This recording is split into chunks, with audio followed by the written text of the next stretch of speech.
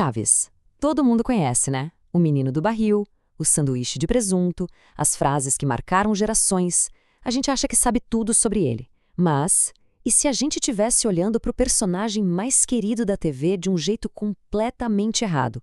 Hoje, a gente vai mergulhar na psicologia secreta do Chaves. Pois é, vamos começar com essa provocação. E se a pobreza for só o cenário, e não a causa real do sofrimento dele? E se o personagem que a gente ama for, na verdade, um estudo de caso psicológico, e um dos mais fascinantes que existem? A análise que a gente vai ver hoje defende exatamente isso. Que por trás de cada foi sem querer querendo, de cada choro de pip, existe uma lógica interna muito, mas muito específica. Uma lógica que, acredite, dá para mapear.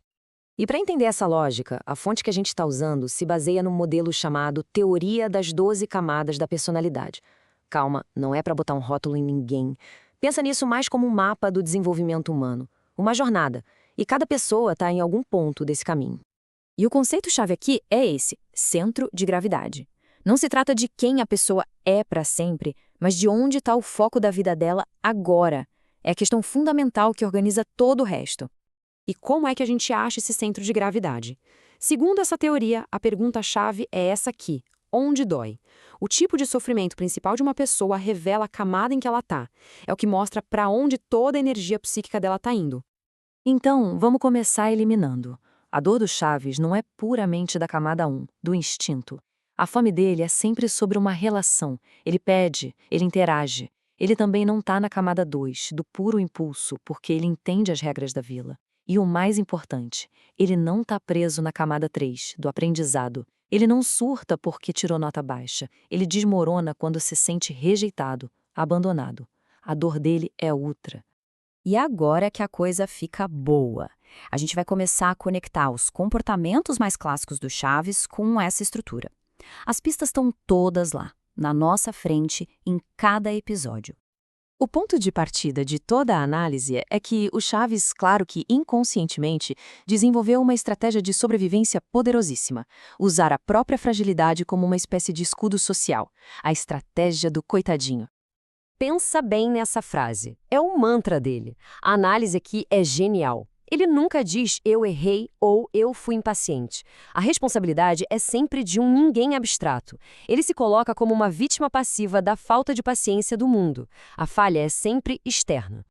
E o choro, aquele pipipipi, não é só uma piada, é uma regressão. Um retorno a um estado de bebê, indefeso. A função psicológica disso é claríssima: desarmar o agressor. Na hora que o seu Madruga vai dar um cascudo, o choro entra em cena para transformar a raiva em pena, ou pelo menos numa frustração sem ação. Mas talvez a prova mais contundente dessa lógica toda, a pistola fumegante da análise, venha de um episódio muito específico. Um momento que, psicologicamente falando, é quase uma confessão. Isso é um exemplo de livro do que a psicologia chama de ganhos secundários. Para quase todo mundo, ficar doente é ruim. Para o Chaves, a doença é um ativo. É a garantia de que alguém vai cuidar dele, sem que ele precise fazer esforço. A comida no hospital não era só comida, era prova de cuidado. Ele prefere 1000 vezes ser fraco e amparado do que ser saudável e sozinho. E claro, o Chaves não existe num vácuo. A vila inteira é um sistema que alimenta essa dinâmica. Cada personagem, com a sua própria questão, acaba reforçando o estado do Chaves. O Kiko compete por afeto de outro jeito, a Chiquinha usa ele para testar a própria esperteza e o seu Madruga, coitado, se identifica com ele no fracasso. É um ecossistema que se autoalimenta. A comparação com o Kiko é perfeita para a gente entender isso.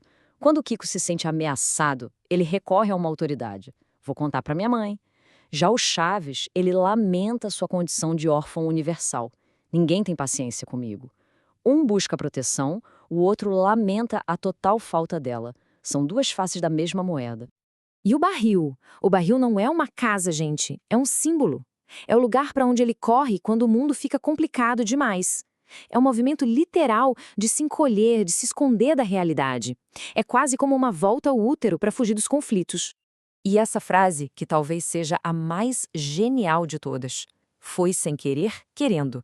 Ele dá uma pancada no seu barriga, mas diz que foi sem querer. A análise aqui aponta para uma agressividade passiva clássica. O querendo é a raiva dele, o impulso. O sem querer é a negação da responsabilidade, que é essencial para ele manter a imagem de coitadinho e continuar merecendo a pena dos outros. Então, vamos juntar as peças. A estratégia do coitadinho, o desejo de ficar doente, o simbolismo do barril, a agressividade passiva. Com tudo isso na mesa, a análise chega a um diagnóstico muito claro. 4. A conclusão da análise é que o Chaves é o arquétipo perfeito de alguém fixado na quarta camada da personalidade. E o que define essa camada? Olha só se não é um retrato falado do Chaves. A crença central, a felicidade vem de fora, do amor dos outros. O medo principal, rejeição, abandono. O objetivo de vida não é conquistar coisas, é ser consolado. E o sofrimento dominante é a tristeza, a sensação de que o mundo é injusto efetivamente. Encaixa como uma luva.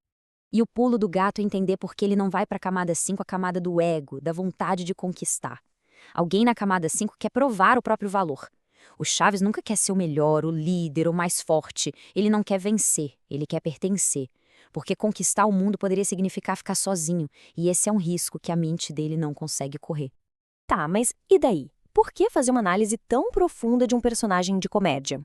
Porque, segundo a fonte, o motivo pelo qual Chaves atravessa décadas e conecta com milhões de pessoas é que ele toca em algo muito, muito profundo em todos nós. Ele representa essa ideia de romantizar a vítima, o coitadinho, a noção de que existe uma certa virtude na carência. A mensagem que fica no ar é que para ser amado é preciso ser frágil, e que crescer, se tornar autônomo, seria quase uma traição a essa pureza que garante o afeto dos outros. E isso nos leva à observação final, que é simplesmente brilhante. O próprio formato do programa, uma sitcom onde tudo volta ao status quo no final, é a metáfora perfeita da neurose. Assim como o neurótico repete seus padrões sem nunca resolver o conflito de verdade, o Chaves está preso num loop eterno. Ele nunca é adotado, nunca arrumou emprego, nunca sai do barril. E a análise termina com esse pensamento poderoso. Chaves é eterno porque a quarta camada é uma ferida que todo mundo conhece. Essa busca por ser amado, o medo de ser abandonado, a criança que ainda vive dentro da gente, esperando por cuidado. No fim, a pergunta que fica é: qual parte de nós ainda não conseguiu sair do barril?